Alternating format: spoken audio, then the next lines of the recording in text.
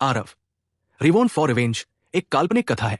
इस कहानी में प्रस्तुत सभी पात्र, घटनाएं और स्थान पूरी तरह से लेखक की कल्पना का परिणाम है, किसी भी वास्तविक घटना, व्यक्ति, जाति, संस्कृति या समाज से जुड़ी हुई नहीं है।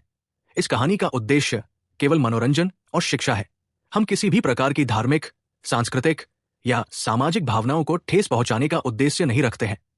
यदि किसी श्रोता को इस कहानी में कोई अंश अनुचित या असंगत प्रतीत हो, तो कृपया इसे काल्पनिक और मनोरंजन के रूप में ले। इस कहानी का श्रेय पूरी तरह से लेखक को जाता है। कहानी प्रस्तुति में हमारा एक भी श्रेय नहीं है, हम बस कहानी को आवाज देते हैं। अब आगे। नीला आत्मा वृक्ष ने यह सुनकर दंग रह गया और वो तुरंत हंस पड़ा और बोला, हाँ, बातें समझ में आता है। शुरू में मुझे अभी भी आपके शब्दों पर कुछ संदेह था, लेकिन अब मेरी सारी शंकाएं दूर हो गई हैं और मुझे आपके बजाय असीम विश्वास है। आरव, मुझे उम्मीद है कि आप मुझे निराश नहीं करेंगे। स्वाभाविक रूप से मैं तुम्हें निराश नहीं करूंगा। इन कुछ दिनों में मैं स्पिरिट सीलिंग नीडल का उपयोग करके तुम्हारी मेरिडियन को साफ करने में मदद करूंगा और तुम्हारी लकड़ी के सार को अवशोषित करने की गति को 10 गुना बढ़ा दूंगा। इस तरह तुम शायद इन कुछ दिनों में 7वें स्तर तक पहुंच जाओगे, आरव ने कहा। तथाकथित स्पिरिट सीलिंग नीडल वास्तव में गहन कलाकृति सोने की सुइयों का वो सेट था जिसे आरव परशुराम के स्थान से लाया था। बस इतना था कि नीला आत्मा वृक्ष से निपटने के लिए उसने इसे फिर से विशेष साधनों से पवित्र किया। नीला आत्मा वृक्ष ने जब सुना तो वो बहुत खुश हुआ। सच में? आरव ने मुस्कुराते हुए कहा, तुम पहले ही 7वें स्तर पर आधा पैर रख चुके थे। अब मैं सुइयों का उपयोग करके नाव को धारा के साथ आगे बढ़ा रहा हूं।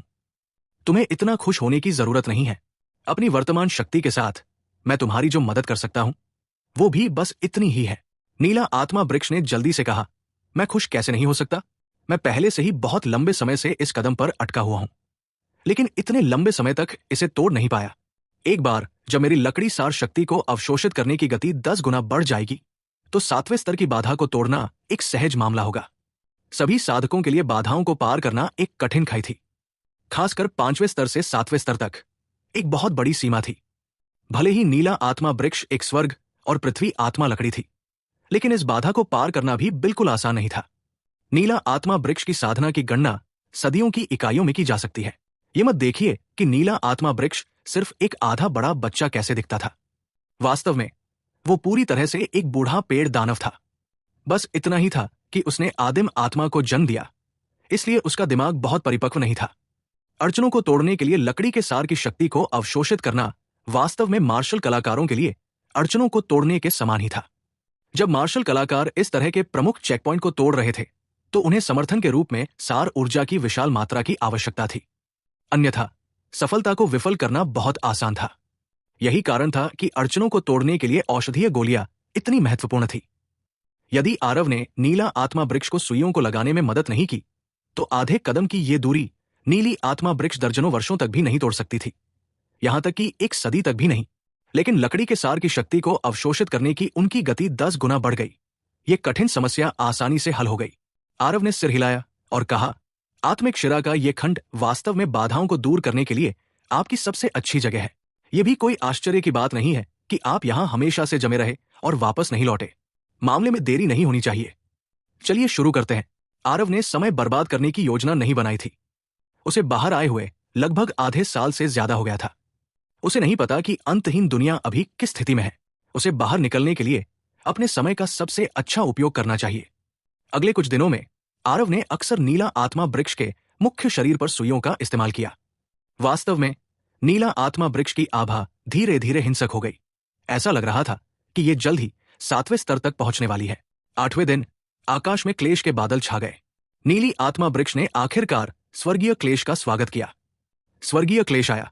तुम खुद सावधान रहो। तुम स्वर्ग और पृथ्वी की आत्मा लकड़ी हो। इस स्वर्गीय क्लेश की शक्ति असाधारण होने के लिए बाध्य है। भले ही इस फ्लेवर स्पिरिट ड्रैगन इम्प्रिजिंग एरे की आक्रामक शक्ति अधिक नहीं है, लेकिन इसका उपयोग बचाव के लिए करना काफी अच्छा है। मैं आपको स्वर्गीय क्लेश की शक्ति के एक हिस्से को रोकने में मदद करने के लिए भव्य सरणी को नियंत्रित करूंगा। बाकी आप पर निर्भर करेगा, आरव ने कहा। क्लेश के बादलों से आने वाली भयावह आभा को महसूस करते हुए नीला आत्मा वृक्ष की परिवर्तित अभिव्यक्ति भी पहले कभी नहीं देखी गई थी। अच्छा भाई, मैं आपसे वादा करता हूं कि इस क्लेश को पार करने के बाद मैं निश्चित रूप से 10 साल तक आपके दोस्त की रक्षा करूंगा। नीली आत्मा वृक्ष के लिए इस स्वर्गीय क्लेश को पार करना इतना आसान नहीं था। वो अंततः एक आदिम आत्मा को विकसित करने में कामयाब रहा। जब वो पहले उलझन में था, चीजों को करने के लिए पूरी तरह से सहज ज्ञान पर निर्भर था। वर्तमान नीला आत्मा वृक्ष इस दुनिया के प्रति तड़प और जिज्ञासा से भरा हुआ था और स्वर्गीय क्लेश के अंतर्गत नहीं आना चाहता था। आरव मुस्कुराया और बोला, इसके बाद फिर से बात करना। तुम्हें इतना घबराने की जरूरत नहीं है। ये तुम्हारे लिए क्लेश से पार पाने के लिए लाभदायक नहीं है। ये जगह आत्मा शिरा की भूमि है। न केवल ये तुम्हारी साधना के लिए सबसे बढ़िया जगह है, बल्कि क्लेश से पार पाने के लिए भी ये तुम्हारी आदर्श जगह है। तुम्हारे अविरल लकड़ी सार शक्ति, स्वर्गीय क्लेश तुम्हारा क्या बिगाड़ सकता है? नीला आत्मा वृक्ष की आंखें चमक उठीं और उसने झुंझलाहट में कहा, मेरे इस बेवकूफ दिमाग ने, मैंने इसके बारे में क्यों नहीं सोचा? कुछ ही समय में स्वर्गीय विपत्ति उतर आई। ये हंगामा वाकई असाधारण था। आरव ने स्वर्गीय विपत्ति का विरोध करने के लिए भव्य व्यू को नियंत्रित किया, जो केवल एक चक्कर तक ही टिक पाया, और भव्य व्यू एक जोरदार धमाके के साथ ढह गया। आरव को इसके लिए काफी चोटें भी आई, लेकिन आत्मा शिरा के इस हिस्से पर नीला आत्मा वृक्ष की ताकत वास्तव में किसी भी तरह से कम नहीं थी। चाहे स्वर्गीय विपत्ति ने कितना भी कहर बरपाया हो, नीला आत्मा वृक्ष तेजी से ठीक हो सकता था। इसके अलावा आरव ने उसे अपने मेरिडियन को साफ करने में मदद की। नीला आत्मा वृक्ष की लकड़ी सार शक्ति को आकर्षित करने की गति पहले की तुलना में 10 गुना थी। ऐसी परिस्थितियों में वस्तुतः कुछ भी उसे नष्ट नहीं कर सकता था, यहां तक कि स्वर्गीय विपत्ति भी उसे नष्ट नहीं कर सकती थी। अंत में क्लेश के बादल छंट गए और नीला आत्मा वृक्ष सफलतापूर्वक 7वें स्तर तक पहुंच गया। हाँ, ये सोचना कि मैं बाघ की तरह स्वर्गीय क्लेश से डरता था, अब इसे देखते हुए ये भी कुछ खास नहीं है। नीला आत्मा वृक्ष जोर से चिल्लाया और छलांग लगाकर आरव के पास पहुंच गया। स्वर्ग और पृथ्वी के इस विस्तार में 7वें स्तर पहले से ही एक अत्यंत कठिन अस्तित्व था। यहां तक कि दिव्य क्षेत्र में भी 7वें स्तर के शक्तिशाली लोग भी एक छोटे से क्षेत्र का स्वामित्व कर सकते थे और एक क्षेत्र पर प्रभुत्व कर सकते थे। नीला आत्मा वृक्ष इस दहलीज को पार करके कैसे खुश नहीं हो सकता था? हाँ, भाई वेदांत को बधाई। आरव ने भी बधाई दी। हालांकि इस समय आरव की चोटें पहले से ही ठीक हो चुकी थी, लेकिन नीला आत्मा वृक्ष जानता था कि इस बार उसे तोड़ने की प्रक्रिया में उसने महत्वपूर्ण भूमिका निभाई है। आरव, हम आगे से अच्छे भाई हैं। तुमसे किया गया मेरा वादा निश्चित रूप से पूरा होगा। यहां ये नीला आत्मा मिश्रित द्रव है, इसे लो। नीला आत्मा वृक्ष ने लापरवाही से एक लकड़ी सामग्री वाला बर्तन आरव की ओर फेंक दिया। अंदर कुछ नीले रंग का तरल पदार्थ भरा हुआ था। यह बिल्कुल नीला आत्मा मिश्रित द्रव था। जब आरव ने देखा तो वो बहुत खुश हुआ और बोला, उच्च श्रेणी का नीला आत्मा मिश्रित द्रव। भाई वेदांत, बहुत बहुत धन्यवाद। मेरा वो दोस्त अभी मेरे एक स्थानिक खजाना के अंदर है। अगर भाई वेदांत को कोई आपत्ति नहीं है तो अब से तुम भी वहीं अंदर रहोगे। नीला आत्मा वृक्ष ने सहमति जताते हुए अपना सिर हिलाया, लेकिन तुरंत वो कुछ पकड़ लिया और पूछा, भाई आरव, ये वेदांत क्या है? आरव हंसा और कहा, यह मेरे द्वारा दिया गया तुम्हारा नाम है। नीला आत्मा वृक्ष ने असमंजस में कहा, वो क्यों? मेरा नाम क्यों? आरव कहा, अगर भाई को कोई परेशानी नहीं है तो आज से आपको वेदांत बुलाया जाएगा, जिसका अर्थ है एक हीलर जो घाव को हिल करता है। यह सुनकर नीला आत्मा वृक्ष ने कहा, वैसा ही होगा जैसे भाई आरव ने कहा। वेदांत सुनने अच्छा लगता है, जो कि एक हीलर है। हाँ, लेकिन भाई आरव, मुझे कुछ और भी जुड़ना है। आरव एक प्रश्नवाचक चेहरे के साथ वेदांत को देखा। इसे परवाह न करके वेदांत ने कहा, मुझे भी इस मानव रूप लेने के बाद विरासत में कुछ जानकारी मिली है कि साधकों अपना नाम के साथ सर नमे भी लगाते हैं। तो तुम मेरा भाई हो, इसलिए मैं तुम्हारा सर नेम व्यवहार करूंगा। इसलिए मेरा संपूर्ण नाम वेदांत शर्मा होगा, आरव शर्मा का भाई। हाँ, यह सुनकर आरव थोड़ा भावुक और ज्यादा खुश हो गया, लेकिन उसने कहा, भाई वेदांत, आज से मैं आरव मेरा नाम को आरव शर्मा से आरव देव शर्मा कर रहा हूं। समय आ गया है मेरा पहले पिता यानी कि मेरा एकमात्र किमिया गुरु रुद्रदेव का दूसरा नाम लेने का। ये मुझे प्रतिशोध के लिए तैयार करेगा। विजय देव, नहीं नहीं, तुम्हें मेरे पिता का सर नेम का व्यवहार करने का अधिकार नहीं है। तुम्हारा नाम विजय ही है। तैयार रहो, कुछ सालों में मैं तुम्हें मार डालूंगा। आरव दूसरी लाइन कहने के समय थोड़ा बुदबुदा रहा था, इसलिए वेदांत उस अच्छा हो के कारण समझ नहीं पाया। इसलिए उसने पूछा, क्या क्या बोला तुमने भाई? आरव कहा, कुछ नहीं, मेरा पूरा नाम आरव देव शर्मा। तो फिर तुम्हारा नाम क्या होगा? ओह, फिर मेरा नाम वेदांत देव शर्मा होगा, वेदांत ने कहा। लेकिन तभी अचानक एक सफेद रोशनी के साथ एक आवाज आई, फिर मेरा नाम भी चेंज करो। ये ब्रेव इतना अच्छा नहीं लगता है। मुझे एक सुंदर और दबंग नाम मिलना चाहिए। इतनी बातें खत्म होने के बाद एक सुंदर लड़का आरव और वेदांत की बदल में दिखाई दिया। ये वास्तव में ब्रेव था, जिसे आरव वेदांत के क्लेश के समय उसे दूर भेज दिया था। जब उसने देखा कि क्लेश खत्म हो गया, वो आरव के पास लौट आया, लेकिन जब उसने सुना कि आरव नीला आत्मा वृक्ष को नाम देते सुना, उसने भी नाम परिवर्तन के लिए हट करने लगा। आरव ब्रेव की बिनती भरी चेहरे को देखा। उसने पूछा, क्या तुम कह रहे हो मेरे द्वारा दी गई ब्रेव यानी कि साहसी जैसे एक अर्थपूर्ण नाम तुम्हें गलत लग रहा है? यह सुनकर ब्रेव मुंह बनाते हुए कहा, बड़े भाई मुझे डराओ मत, मैं भी भाई नीला आत्मा वृक्ष की तरह, ओह क्षमा करें, भाई वेदांत की तरह मेरे बड़े भाई आरव की भी सर नाम लेना चाहता हूं। यह सुनकर आरव हंसने लगा। थोड़ी देर के बाद उसने कहा, छोटे बताओ फिर तुम्हारे नाम क्या होगा? भाई, तुम मुझे पराया समझ रहे हो? क्या तुम भाई वेदांत की तरह मेरा भी एक नया नाम नहीं रख सकते हो? आरव हंसा और थोड़ी देर के बाद कहा, ठीक है ब्रेव, आज से तुम्हें तेजस कहा जाएगा। तेजस का एक प्रकार मतलब लाइट यानी कि आलो के साथ साथ तेज होने को भी दर्शाता है। ब्रेव खुश हो गया। हाँ, इस ब्रेव का नाम तेजस है जो बहुत तेज है। हाँ, लेकिन खुश होने के बाद उसने आरव को घूरते हुए कहा, लगता है मेरे बड़े भाई को मेरे ऊपर भरोसा नहीं है, जो मुझे अपना सर नेम देने में इच्छुक नहीं है। फिर भी मैं खुद को तेजस देव शर्मा बुलाऊंगा। यह सुनकर आरव कहा, ठीक है, तुम्हारा नाम आज से तेजस देव शर्मा होगा, लेकिन तुम दोनों को इस नाम को कभी भी अपमानित नहीं करना चाहिए। देव मेरा अद्वितीय गुरु का उपनाम है और शर्मा मेरा सुंदर व्यक्तित्व और स्वच्छ चरित्र वाले पिता माता की उपनाम है। मैं भी यदि भविष्य में इसे बदमान करता हूं, मैं भी देव शर्मा उपनाम को छोड़ दूंगा। भविष्य में मेरे या आपके वंशज इसे इस उपनाम को धारण नहीं कर पाएंगे। सिर्फ योग्य और सच्चे व्यक्ति ही इसे धारण कर पाएंगे। जब मैं शक्ति के एक निर्दिष्ट स्तर तक पहुंच जाऊंगा, मैं कुछ व्यवस्था करूंगा। देव शर्मा एक सच्चाई की राह बनेगा, शक्ति की चाहत की एक मार्ग बनेगा। क्या तुम लोग समझ गए? वेदांत यानी कि और नीला आत्मा वृक्ष और ब्रेव यानी कि तेजस आरव की गंभीर अभिव्यक्ति देखकर हा भरे। वे दोनों समझ गए। आरव ये सब बताने के बाद उन दोनों को देव शर्मा की उपनाम दिया, मतलब वो उन पर भरोसा रखता है। इस दुनिया में उपनाम बहुत महत्व रखता है, इसलिए दोनों गंभीर हो गए। देव शर्मा शब्द सुनकर उनकी भी रौनकते खड़े हो गए। जिस चीज को आरव गंभीरता से लेता है, उसे वे दोनों हल्के में कैसे ले सकते हैं? ठीक है, समय आ गया है, आरव ने कहा। भाई वेदांत, ब्रेव, ओह सॉरी तेजस, विरोध मत करो, मैं तुम दोनों को स्थानीय खजाने के अंदर ले जाऊंगा। आरव के मन ने इच्छा की और सीधे नीले आत्मा वृक्ष, ब्रेव और खुद को अंतरिक्ष मीनार के अंदर ले गया। अंतरिक्ष मीनार के अंदर आरव और नीला आत्मा वृक्ष दीक्षा और बाकी के सामने दिखाई दिए। आरव ने नील आत्मा मिश्रित द्रव दीक्षा को दिया और कहा, नंदिनी, ये नील आत्मा मिश्रित द्रव है, इसे सीधे पी लो, ये ठीक हो जाएगा। दीक्षा ने आश्चर्य से कहा, क्या तुमने सचमुच नील आत्मा मिश्रित द्रव पाया? आरव ने मुस्कुराते हुए कहा, भाई वेदांत, और मैंने 10 साल तक चलने वाले दिव्य आत्मा अनुबंध पर सहमति व्यक्त की है। अगले 10 साल तक वो लगातार आपकी रक्षा करेगा और आपके लिए नील आत्मा मिश्रित द्रव प्रदान करेगा। भविष्य में हर महीने इस मात्रा में नील आत्मा मिश्रित द्रव का सेवन करें और आप लगातार दिव्य आत्मा को ठीक कर सकते हैं। जब तक आप मून हेवनली आई की शक्ति का उपयोग नहीं करते हैं, तब तक ये आपको 10 साल तक चिंता मुक्त रख सकता है। दीक्षा की आंखें बहुत पहले ही नम हो चुकी थी।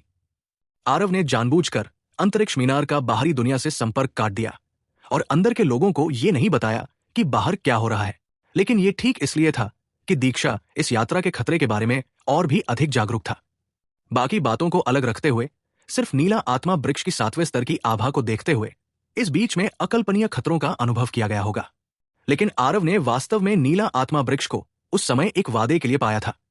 इसके अलावा नीला आत्मा वृक्ष जैसी शक्तिशाली शक्ति के साथ ऐसा दिव्य आत्मा अनुबंध करने के लिए आरव ने निश्चित रूप से एक बहुत बड़ी कीमत भी चुकाई होगी। इस समय दीक्षा के दिल में जो भावनाएं थी, उन्हें शब्दों में बयां करना बहुत मुश्किल था। आरव, धन्यवाद। दीक्षा ने खुद को रोक नहीं पाया। उसने आरव के चेहरे पर एक हल्का सा चुंबन लगाया, फिर उसने अपना सिर घुमाया। उसका पूरा चेहरा जल रहा था, जैसे कि उसमें आग लगी हो। दीक्षा की अप्रत्याशित हरकत से आरव कुछ हद तक चकित था, अचंभित था। उसके चेहरे के पास एक सुगंध की झलक गूंज रही थी।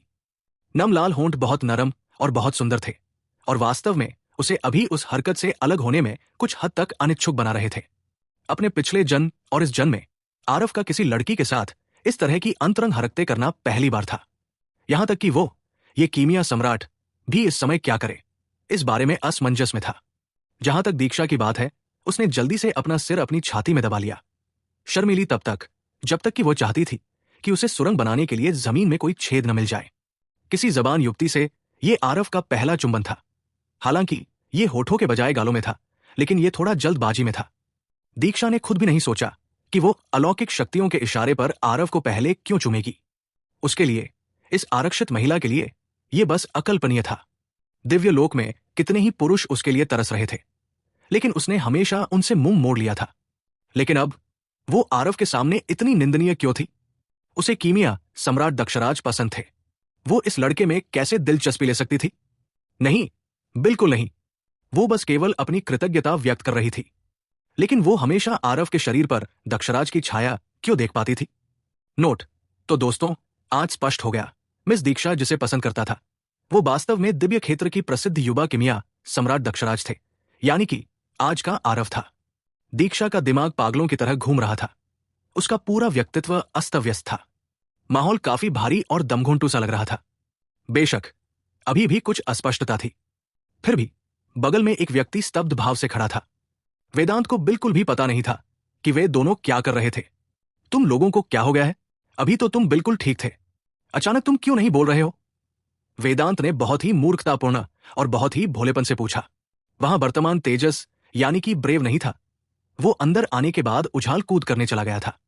भले ही वेदांत यानी कि नील आत्मा वृक्ष स्वर्ग और पृथ्वी की आत्मा थी, लेकिन उसने कुछ ही वर्षों में एक आदिम आत्मा को विकसित किया था। वो मनुष्यों के बीच की भावनाओं के बारे में और भी अधिक अनभिज्ञ थी। अभी अभी दीक्षा की हरकतों के बारे में उसे नहीं लगा कि कोई अनुचित क्षेत्र था। खांसी खांसी कुछ नहीं भाई वेदांत, मुझे भविष्य में तुम्हें परेशान करना पड़ेगा। इस समय आरव भी अपने होश में आया और अजीब तरह से बोला। नीला आत्मा वृक्ष जो किसी भी चीज की परवाह नहीं करता था, उसे किसी और चीज पर संदेह नहीं था, और उसने मुस्कुराते हुए कहा, यह जगह जो तुम अपने साथ लेकर चल रहे हो वाकई बहुत अच्छी है। ये एक छोटी सी दुनिया के बराबर है।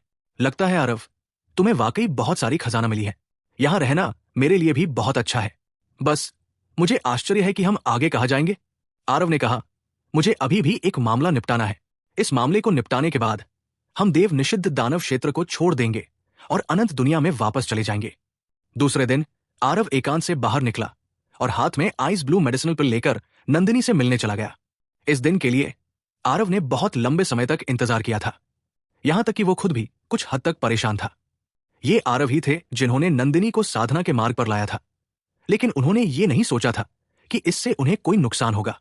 आरव को हमेशा से लगता था कि वो नंदिनी के सबसे ज्यादा आभारी है, लेकिन 10 राज्य संगठन के एक छोटे से समूह से बाहर निकलते समय उसकी शक्ति बहुत कमजोर थी, यहां तक कि वो एक औषधीय गोली को भी परिष्कृत नहीं कर सकता था।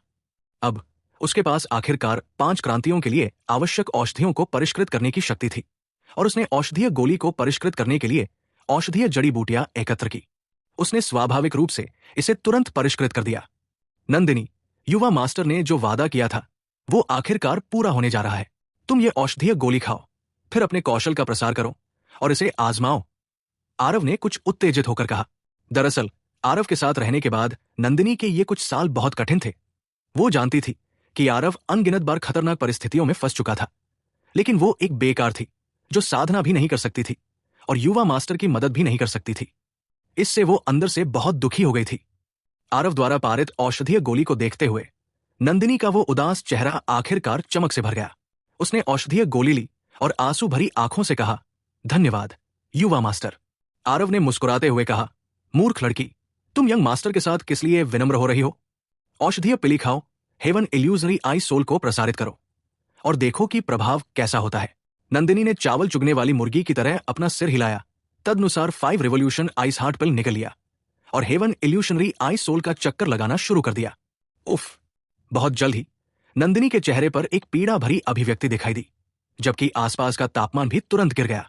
नंदिनी के शरीर और चेहरे पर वास्तव में पतली बर्फ की परत जमने लगी।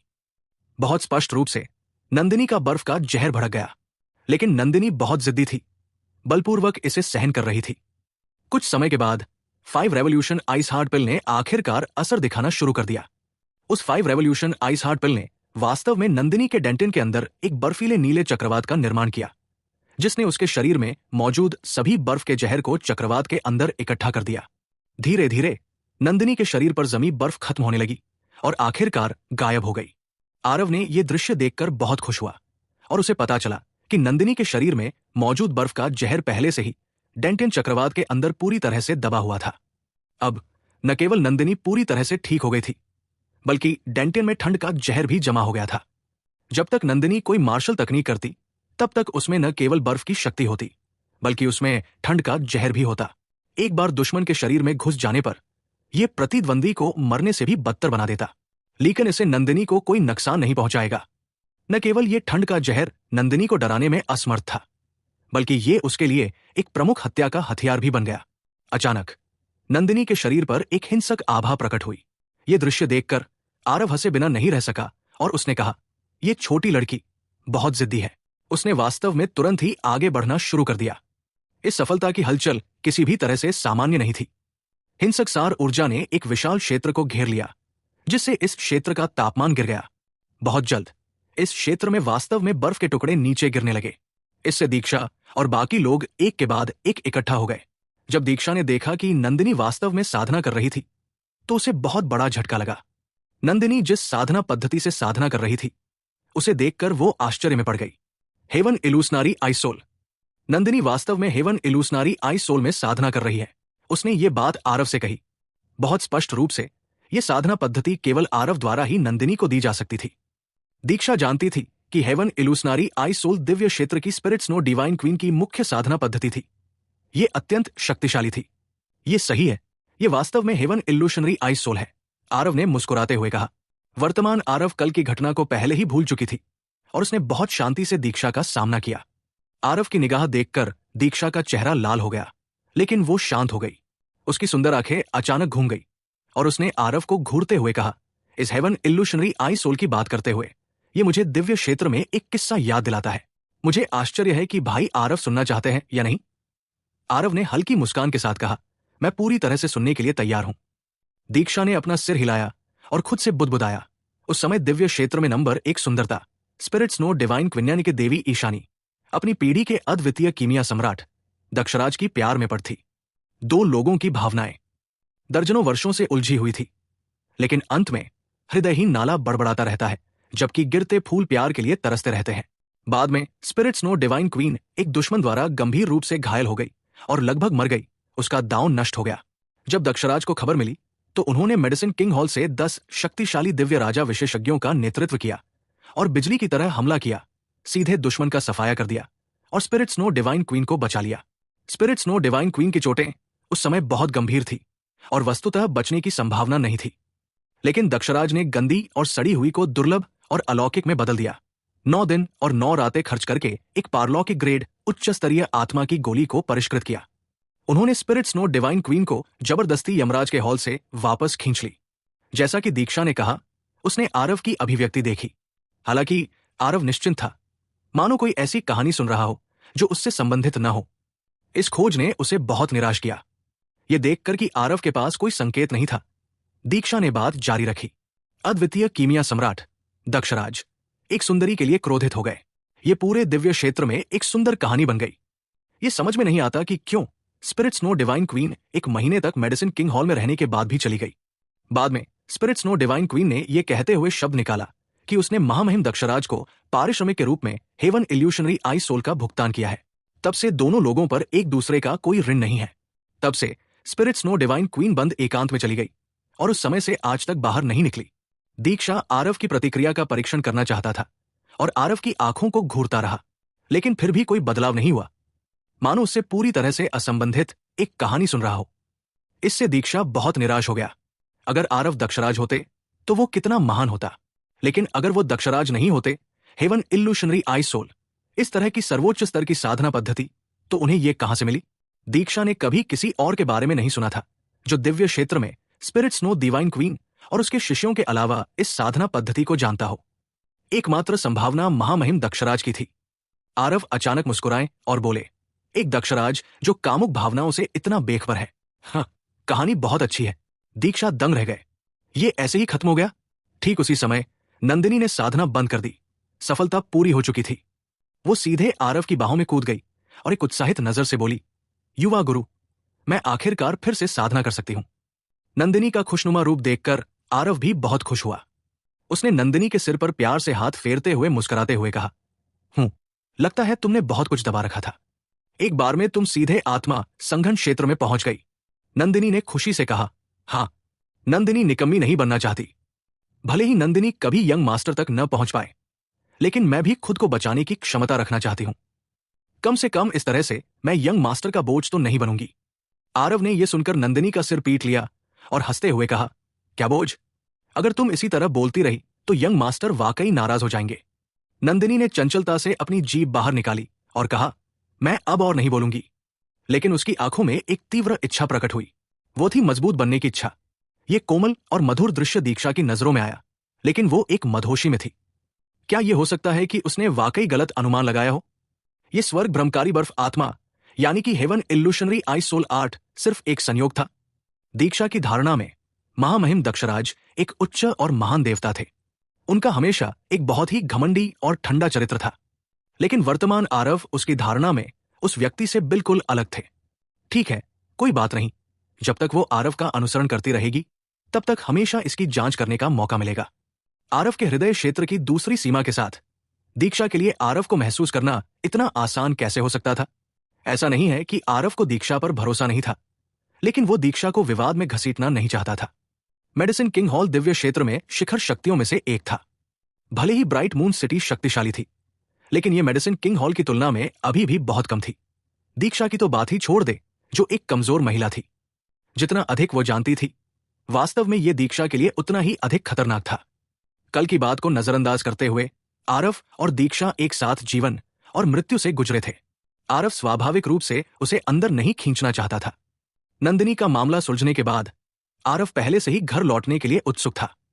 लेकिन देव निषिद्ध क्षेत्र के अंदर आरव के पास अभी भी कुछ मामले हैं जिनसे निपटा जाना चाहिए।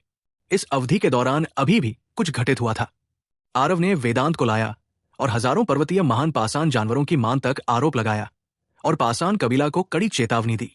यदि पाषाण कबीला ने भालू कबीले और लोमड़ी कबीला के एक बाल को छूने की हिम्मत की तो वो निश्चित रूप से हजारों पर्वतीय महान पाषाण प्रजाति को खून से नहला देगा।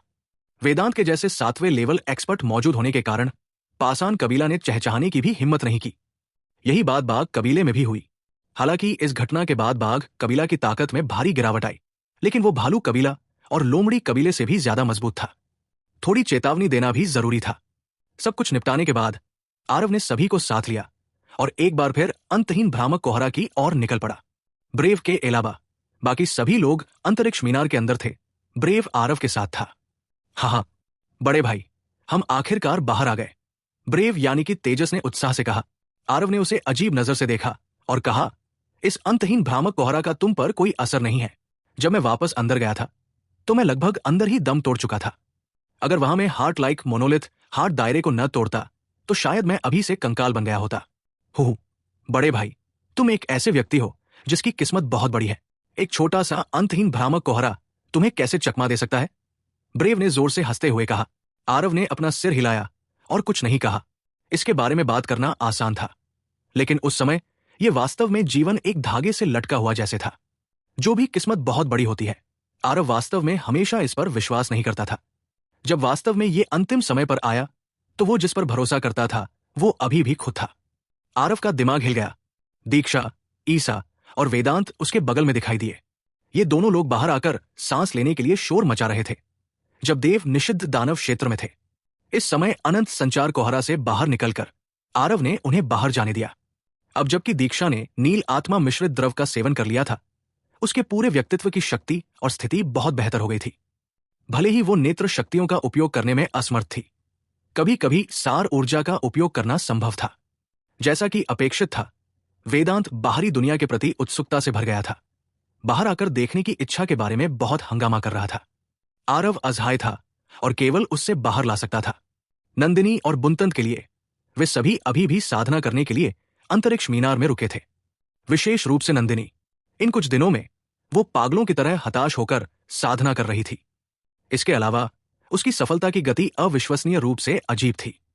वो पहले से ही क्रिस्टल निर्माण क्षेत्र में लगभग प्रवेश कर चुकी थी, लेकिन आरव ने वेदांत को यह भी चेतावनी दी कि बाहर आने के बाद उसे 5वें स्तर को ऊपर वाली सार ऊर्जा का उपयोग नहीं करना चाहिए, अन्यथा ये अंतहीन दुनिया के पूरे अंतरिक्ष को ध्वस्त कर देगा। 7वें स्तर की शक्ति अंतहीन दुनिया जैसी छोटी दुनिया को नष्ट करने के लिए पर्याप्त थी। प्रत्येक छोटी दुनिया के अपने संचालन नियम थे। यहाँ के स्वदेशी मार्शल कलाकार इन नियमों के प्रतिबंध प्राप्त करेंगे, लेकिन इस दुनिया के नियमों को पार करने वाले शक्तिशाली लोगों के लिए यहाँ के कुछ नियम लागू नहीं थे। यदि पवन सम्राट अंतहीन दुनिया में आए तो वे केवल विनाश ही ला सकते थे और यहां से ऊपर नहीं जा सकते थे, क्योंकि वे जन्म से ही भयंकर आंधी दुनिया का चिन्ह धारण किए हुए थे। और दीक्षा दिव्य क्षेत्र में पैदा हुआ था। उसने जो अपने साथ रखा था वह दिव्य क्षेत्र की नियम शक्ति थी, लेकिन दिव्य क्षेत्र की नियम शक्ति स्पष्ट रूप से अंतहीन दुनिया की नियम शक्ति से उच्च स्तर की थी। इसलिए दिग्दर्शक यहां क्लेशों को पार नहीं कर सकता था, लेकिन अंतरिक्ष को चीर कर दिव्य क्षेत्र में प्रवेश कर सकता था। इससे पहले आरव ने बार बार वेदांत को प्रोत्साहित किया कि यह स्थान आरव का गृहनगर था। वो नहीं चाहता था कि उसके माता पिता मर जाएं और इस छोटी दुनिया के साथ साथ नष्ट हो जाएं। बड़े भाई, चूंकि हम पहले ही बाहर आ चुके हैं तो जल्दी से वापस चलते हैं। आधा साल बीत चुका है। मुझे लगता है कि दो दुनियाओं के बीच युद्ध पहले ही हाथ से निकल चुकी होगी। ब्रेव ने आग्रह किया। आरव ने अपनी हथेली पर काले निशान को देखा और मुस्कुराते हुए कहा, जल्दी मत करो। अभी भी एक छोटी सी कचरा मछली है जो यहां आकर अपना विनाश चाहती है। चलो पहले उसे उसके रास्ते पर भेज देते हैं। ब्रेव दंग रह गया, फिर तुरंत अपना सिर पीटते हुए बोला, मेरी इस याद को देखो। मैं उस कुत्ते के कचरे के बारे में लगभग भूल ही गया था। अब जब हम दोनों की ताकत में बहुत सुधार हुआ है तो हमें इस कचरे के कुएं का इंतजार करना होगा।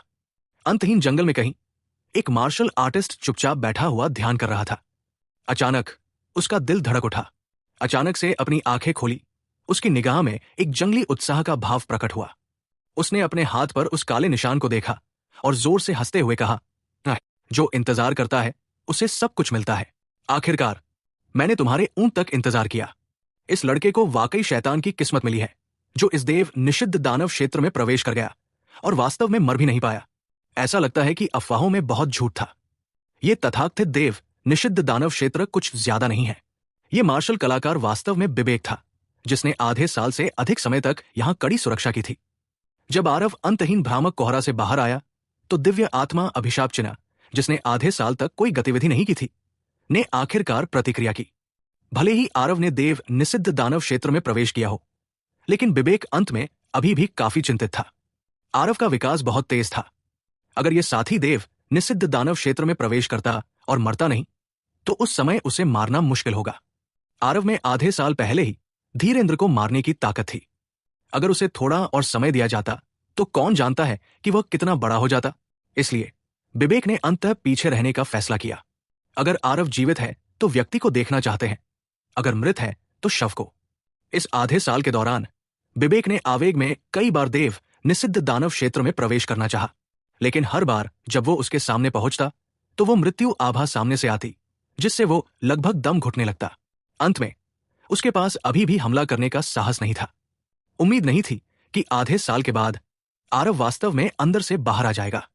स्वोश, बिबेक सीधे मौके पर गायब हो गया और तेजी से निशान की दिशा में चला गया। निशान की दूरी ज्यादा नहीं थी। उसकी गति के हिसाब से उसे पहुंचने में केवल 1 घंटे का समय लगा, लेकिन जैसे जैसे दूरी बढ़ती गई बिबेक के दिल में बेचैनी और भी बढ़ती गई। क्या हो रहा है?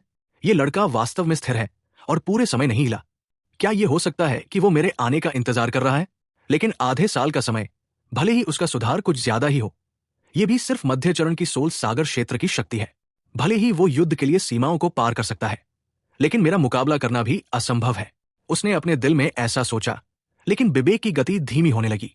उसके दिल में चिंता और संदेह की लहर दौड़ गई।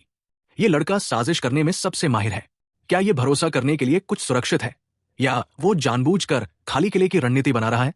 अभी आरव के स्थान से दूरी तक पहुंचने में सिर्फ 15 मिनट लगेंगे। उसे जाना चाहिए या रुकना चाहिए? बिबेक ने कुछ देर संघर्ष करने के बाद आखिरकार अपने दांत पीसकर फैसला किया। मुझे विश्वास नहीं होता कि आधे साल बाद भी उसमें मुझे धमकाने की ताकत है।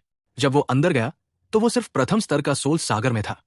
अगर मैंने इस बार आरव को छोड़ दिया तो मैं शब्द, मृत्यु, पवन सम्राट, महामहिम की तरफ से भी बच नहीं सकता। यहां तक सोचते हुए बिबेक ने अपना कौशल घुमाया। उसका फिगर आरव की दिशा में तेजी से बढ़ रहा था। 15 मिनट के बाद दूरी में कई काले बिंदु दिखाई दिए। ये कुछ काले बिंदु धीरे धीरे बड़े होते गए। बिबेक का दिल धड़क उठा। आधे साल तक न देखने के बाद आरव वास्तव में अंतिम चरण के सोल सागर में घुस गया।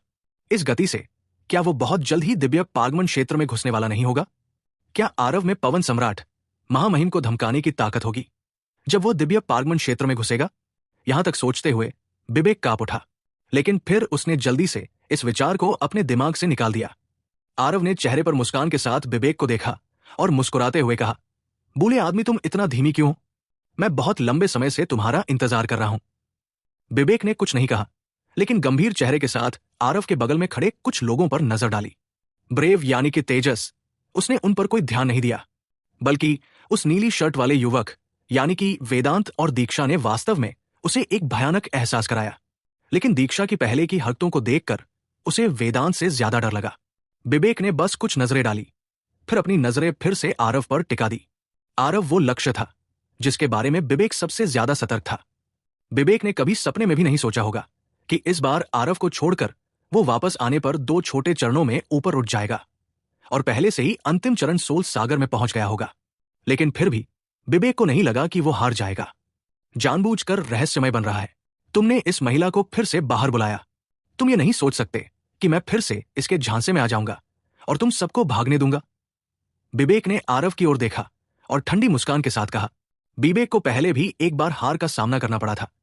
अगर आरव ने उस समय दीक्षा को बाहर नहीं बुलाया होता तो वो निश्चित रूप से तब भाग नहीं सकता था। इस मामले ने भी विवेक को बहुत लंबे समय तक उदास कर दिया। आरव ने हंसते हुए कहा, तुम्हें इस बूढ़े कुत्ते को अब तक जीवित रहने देना पहले से ही तुम्हें सस्ते में छूट देना जैसा है। उस समय तुमने वास्तव में भयंकर आंधी दुनिया में मेरे वरिष्ठ भाइयों को छूने की हिम्मत की थी और फिर तुमने मेरा पीछा किया। ये हिसाब हमें आज ठीक से चुकाना होगा। हालांकि आरव के चेहरे पर मुस्कान थी, लेकिन उसने जो शब्द कहे वे हत्या के इरादे से भरे हुए थे। विवेक के प्रति गुस्सा उसने वास्तव में बहुत लंबे समय तक धैर्यपूर्वक सहन किया था। पवन सम्राट के अपराध में सहयोगी के रूप में इस साथी का पाप अक्षम्य था। भले ही विवेक आज उसे खोजने न भी आए, वो भी उसके पास आकर उसे खत्म कर देता, लेकिन धीरेंद्र के दिव्य आत्मा शाप चिन्ह के साथ इसने आरव को कुछ परेशानी से बचा लिया। विवेक जोर से हंसा और बोला, तुम ये नहीं सोच रहे हो कि तुम अंतिम चरण के सोल सागर में प्रवेश करने के बाद अजय हो, है ना? या तुम्हारा भरोसा इस औरत पर है? क्या ऐसा हो सकता है कि तुम हमेशा से सिर्फ औरतों के पीछे छिपना जानते हो? भयंकर आंधी दुनिया में भी ऐसा ही था। पिछली बार जब मैं तुम्हें ढूंढ रहा था तब भी ऐसा ही था और अब भी ऐसा ही है। विवेक बिना किसी डर के बेतहाशा हंसा और उसने दीक्षा को बिल्कुल भी महत्व नहीं दिया। हालांकि उसके इन शब्दों ने आरव को क्रोधित नहीं किया, बल्कि बगल में बैठे दीक्षा को पूरी तरह से क्रोधित कर दिया। थप्पड़। दीक्षा की कोमल हथेली लहराई। सार ऊर्जा तुरंत संघनित हुई और एक सियाप का निर्माण किया जो सीधे विवेक को उड़ते हुए मारा। दीक्षा के हमले के तहत विवेक को प्रतिक्रिया करने का समय भी नहीं मिला। भले ही उसने नेत्र शक्तियों का उपयोग न किया हो, लेकिन दीक्षा द्वारा विवेक को मारना भी एक भौंकने वाला कुत्ता को मारने से बहुत अलग नहीं था। अगर दीक्षा ने विवेक को आरव के लिए छोड़ने का फैसला नहीं की होती तो विवेक अब तक मर चुका होता। विवेक बहुत जल्दी अपने पैरों पर खड़ा हो गया। हालांकि वो अपने चेहरे को अपने हाथ से दबा रहा था, फिर भी वो लगातार दांत उगल रहा था। पता चला कि इस थप्पड़ ने सीधे उसके आधे दांत तोड़ दिए। अगर तुम और बकवास करोगे तो आरव को कोई कदम उठाने की जरूरत नहीं है और मैं पहले तुम्हें खत्म कर दूंगा, दीक्षा ने चेतावनी दी। वर्तमान दीक्षा के लिए आरव का अपमान करना उसका अपमान करने से अलग नहीं था। इस समय विवेक में पहले की तरह की रौबदार हवा का कोई संकेत कैसे हो सकता था? अब जाकर उसे पता चला कि इस महिला की ताकत अभी भी उतनी ही मजबूत थी। दीक्षा की उस एक चाल के आधार पर उसे मारना धूल उड़ाने जितना आसान था। लेकिन अगर आरव के पास ऐसा कोई सहायक था तो पिछली बार भी उनके पीछा करने के समय भागे क्यों? विवेक में वाकई मरने का दिल था। लोगों के साथ इस तरह से खिलवाड़ नहीं किया जाना चाहिए। आरव ने विवेक की ओर देखा, अपने कंधे उचकाए और कहा, तुम यही तो कह रहे थे, मुझे दोष नहीं दिया जा सकता। तभी बगल में खड़ा वेदांत अधीरता से बोला, इस तरह का कचरा मैं इसे सीधे खत्म कर दूंगा। उसके साथ इतनी बकवास बातें किस लिए? ये कहते हुए उसने अपना हाथ भी ऊपर उठाया। एक तमाचा पड़ा। अगर पहले विवेक उस समय बिल्कुल भी तैयार नहीं था तो इस बार उसने पूरी तैयारी कर रखी थी। हालांकि नतीजा फिर भी वही रहा। थप्पड़। एक बहुत जोरदार तमाचा। थप्पड़ खाने वाले विवेक का मुंह खून से भर गया था। उसका एक भी दांत नहीं बचा था। अभी विवेक को पता चला कि आरव ने जो 2 सहायक लाए थे उनमें से कोई भी उसे आसानी से खत्म कर सकता था, लेकिन बहुत देर हो चुकी थी। विवेक के चपटे चेहरे को देखकर आरव के चेहरे पर बेबसी के भाव थे। शुरू में वो अभी भी एक बड़ी लड़ाई के बारे में सोच रहा था। कौन जानता था कि विवेक खुद मुसीबत की तलाश में था और वास्तव में दीक्षा को भड़काने के लिए गया था। वेदांत स्पष्ट रूप से कोई अच्छा स्वभाव वाला व्यक्ति नहीं था। आरव ने अभी तक इसे रोकना नहीं था, लेकिन वेदांत ने पहले ही सीधे एक थप्पड़ मार दिया। दयनीय विवेक ने शुरू करने से पहले ही अपने दांत खो दिए। ये दो लोग हमला कर रहे थे। आरव इसे बिल्कुल भी नहीं रोक सका। शुरू में तुम्हें एक निष्पक्ष लड़ाई का मौका देने के बारे में सोचा था। कौन जानता था कि तुमने खुद को बर्बाद करने का रास्ता चुना। इसे भूल जाओ, फिर सीधे तुम्हें अपने रास्ते पर भेज देना चाहिए। अपने आप को हल्के से छूटने के बारे में सोचो, आरव ने असहाय होकर कहा। विवेक अभी भी कुछ कहना चाहता था, लेकिन वो बहुत देर तक बुदबुदाता रहा और कुछ नहीं कहा। ऐसा लग रहा था कि वेदांत में भी देर करने का धैर्य नहीं था। सीधे एक थप्पड़ मारा। विवेक के पास प्रतिरोध करने का समय भी नहीं था और वो मांस के पेस्ट में चूर हो गया। वेदांत की ये चाल पहले केवल 5वें स्तर की शक्ति का उपयोग कर रही थी, लेकिन विवेक एक भी चाल नहीं चल सका। 7वें स्तर की शक्ति, भले ही केवल 5वें स्तर की शक्ति का उपयोग कर रही हो, वो भी ऐसी नहीं थी जिसे 5वें स्तर का मार्शल कलाकार झेल सकता था। विवेक की मृत्यु के साथ आरव के हाथ पर दिव्य आत्मा का अभिशाप भी धीरे धीरे समाप्त हो गया। ये अभिशाप केवल एक बार ही इस्तेमाल किया जा सकता था। एक बार मेजबान के मरने के बाद अभिशाप भी उसके साथ ही समाप्त हो जाता था। ये अफसोस की बात थी कि धीरेन्द्र ने मरने से पहले आरव के लिए एक हत्यारे की व्यवस्था की, लेकिन अंत में इसने विवेक को भी घसीट लिया। वर्तमान आरव के लिए विवेक केवल एक छोटा सा अंतराल था। दीक्षा और वेदांत के साथ आरव पहले से ही किसी भी छोटी दुनिया को पार कर सकता था। भले ही वो अब विवेक का सामना करे, यह भी निश्चित रूप से एक जीत थी। बड़े भाई, अब हमें क्या करना चाहिए? तेजस यानी कि ब्रेव ने पूछा। पहले अंतहीन जंगल से बाहर निकलो। मैं पहले एक व्यक्ति को ढूंढूंगा जो अनंत दुनिया की वर्तमान स्थिति के बारे में पूछेगा। भयंकर आंधी दुनिया, उन लोगों का झुंड, वे सभी रहस्यवादी हैं। मुझे हमेशा बुरा पूर्वाभास होता रहता है, आरव ने कहा। ब्रेव यानी कि तेजस की आंखें अचानक घूम गई और उसने कहा, ठीक है बड़े भाई, मैं देख रहा हूं कि आपकी वर्तमान गति अतुलनीय रूप से अजीब है। क्यों ना हम दूरी के साथ प्रतिस्पर्धा करें और देखें कि किसकी गति तेज है? आरव ने आधी मुस्कान के साथ कहा। क्या तुम सच में प्रतिस्पर्धा करना चाहते हो? आरव के भाव से तेजस उत्तेजित हो गया। उसने अपना सिर उठाया और कहा, लोगों को नीचा मत देखो। 5वें स्तर पर पहुंचने के बाद मेरी गति पहले से कई गुना तेज हो गई है। यहां तक कि 5वें स्तर के अंतिम चरण के विशेषज्ञ को भी मैं गति में पूरी तरह से दबा सकता हूं। मुझे विश्वास नहीं होता कि मैं तुम्हें हरा नहीं सकता।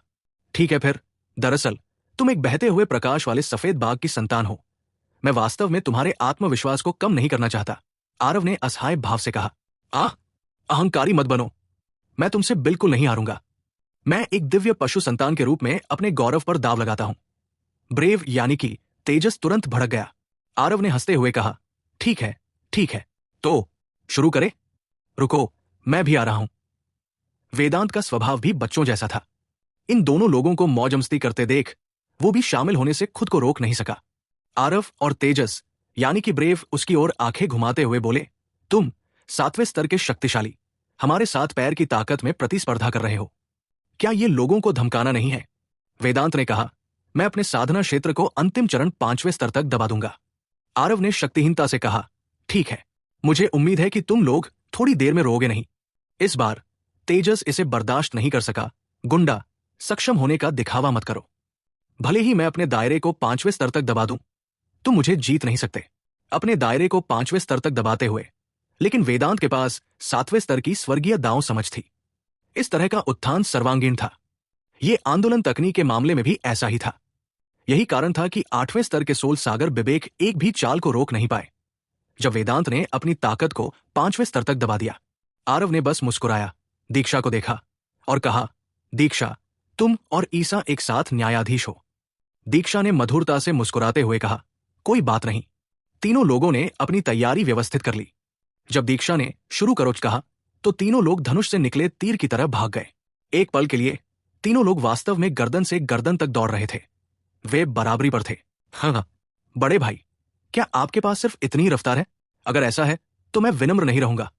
ब्रेव ने जोर से हंसते हुए एक बार फिर रफ्तार बढ़ा दी। सीधे वेदांत और आरव को हिला दिया। पंख, यही तुम्हारी ताकत है? अगर तुम्हारे पास सिर्फ इतनी ही ताकत है तो मैं भी तुम्हारे साथ खेलने नहीं जाऊंगा। वेदांत की आकृति हिल गई। एक हरे रंग की छाया ने तुरंत आरव को पीछे छोड़ दिया। दो लोगों की हरकतों को देखकर आरव के मुंह के कोने थोड़े मुड़े और उसने हंसते हुए कहा, इतनी ताकत? तुम लोग भी मुझे बहुत नीची नजर से देख रहे हो। तेज गति से चील ब्लड लाइन, सक्रिय हवा की wind thunder, extreme light shuttling कला पूरी तरह से रिलीज। आरव की आकृति आसमान में इंद्रधनुष की तरह थी। जो आगे चल रहे 2 लोगों का बहुत तेजी से पीछा कर रही थी। तीनों लोगों की रफ्तार बहुत तेज थी। मार्शल आर्टिस्ट जिनकी ताकत थोड़ी कम थी, वे उनका पीछा नहीं कर पाए, उनकी गति के साथ बिल्कुल भी नहीं। लेकिन इस समय आरव बाद में लॉन्च होने के बावजूद पहले स्थान पर पहुंच गया और वास्तव में धीरे धीरे अंतर कम हो गया। उसकी वर्तमान गति वास्तव में ब्रेव और वेदांत की तुलना में थोड़ी तेज थी। यह छोटा सा अंतर अंतिम परिणाम निर्धारित करने के लिए पर्याप्त था। आरव ने बहुत जल्दी वेदांत को पकड़ लिया और फिर वो ब्रेव यानी कि तेजस से आगे निकल गया। अंत में उनके अंतर लगातार बढ़ते गए। स्पष्ट रूप से वेदांत और ब्रेव पहले से ही आरव को नहीं पकड़ पाए थे। मिस्टर आरव की जीत हुई। दीक्षा ने अंतिम परिणाम की घोषणा की। तीनों लोग भी रुक गए। तेजस ने उदास भाव से कहा, तुमने धोखा दिया बड़े भाई। उस दिन जब तुम वेदांत से लड़ रहे थे तो तुम्हारी गति स्पष्ट रूप से इतनी तेज नहीं थी। वेदांत ने भी कहा, हाँ, आज तुम्हारी गति उस दिन की तुलना में बहुत बढ़ गई है। क्या हो रहा है? आरव ने मुस्कुराते हुए कहा, मार्शल तकनीक। जाहिर है ये अधिक से अधिक कुशल है। मेरी wind thunder extreme light shuttling कला पहले से ही पूर्णता पर है, जब तक ये चरम दिव्य पागमन क्षेत्र मार्शल कलाकारों का न हो। अन्यथा मेरी गति को पकड़ना पहले से ही बहुत कठिन है। नहीं है ना? क्या आपकी इस मार्शल तकनीक की साधना बहुत तेज नहीं है? तेजस हैरान रह गया जब तक कि उसका मुंह खुला का खुला रह गया। वो आरव की wind thunder extreme light shuttling कला को जानता था और यह भी जानता था कि इस मार्शल तकनीक को प्रशिक्षित करना कितना कठिन था। अगर कोई और इसे साधना करता तो 8 से 10 साल के बिना वे बड़ी उपलब्धि हासिल करने के बारे में भूल सकते थे। लेकिन आरव ने शुरू से अंत तक कितना समय लगाया वास्तव में इसे पहले से ही पूर्णता तक साधना करने के लिए? मैंने विंड फ्लो ट्रू इंटेंट को समझ लिया है और मेरे पास ओरिजिन मैग्नेटिज्म स्पिरिट फ्लावर है। इस मार्शल तकनीक को प्रशिक्षित करना मेरे लिए बहुत मुश्किल नहीं होगा, आरव ने मुस्कुराते हुए कहा। इस साधना पद्धति से साधना करने वाले अन्य लोग धीरे धीरे सच्चे इरादे को समझ रहे थे, लेकिन आरव पहले से ही 2 तरह के सच्चे इरादे से लैस था। इसे साधना स्वाभाविक रूप से बहुत तेज था। ऐसा हो सकता है, लेकिन फिर भी आपकी यह साधना गति अभी भी बहुत विकृत है, ब्रेव ने बड़बड़ाया। आरव अभी बोलने ही वाला था कि उसे दूर से कुछ आवाज आती हुई सुनाई दी। उसने अनजाने में अपनी भौहें सिकोड़ ली और कहा, लगता है लोग लड़ रहे हैं, चलो वहां जाकर देखते हैं। और जब हम वहां पहुंचेंगे तो बाहरी दुनिया की खबरों के बारे में पूछेंगे। स्वाभाविक रूप से सभी को कोई आपत्ति नहीं थी। कुछ देर बाद सभी लोग वहां पहुंचे। लोगों के उस झुंड की ताकत, वे इतने मजबूत नहीं थे, केवल सी ट्रांसफॉर्मेशन क्षेत्र की ताकत के आसपास थे। ये थोड़ी सी ताकत स्वाभाविक रूप से उन सभी को आरव की झुंड की खोज नहीं कर सकती थी, लेकिन इन दोनों दलों की ताकत के बीच असमानता बहुत बड़ी थी। यह स्पष्ट रूप से था कि एक पक्ष यहां तक भाग रहा था, फिर घिरा हुआ था। एक पक्ष में केवल 10 लोग थे, जबकि दूसरे पक्ष में दर्जनों थे। आरव की दृष्टि बहुत अच्छी थी। ऊपर देखते हुए उसकी अभिव्यक्ति को काला पड़ने से रोका नहीं जा सका। आरव, तुम उन्हें जानते हो? दीक्षा ने आरव की अजीबता को भांप लिया और पूछने के लिए अपना मुंह खोला।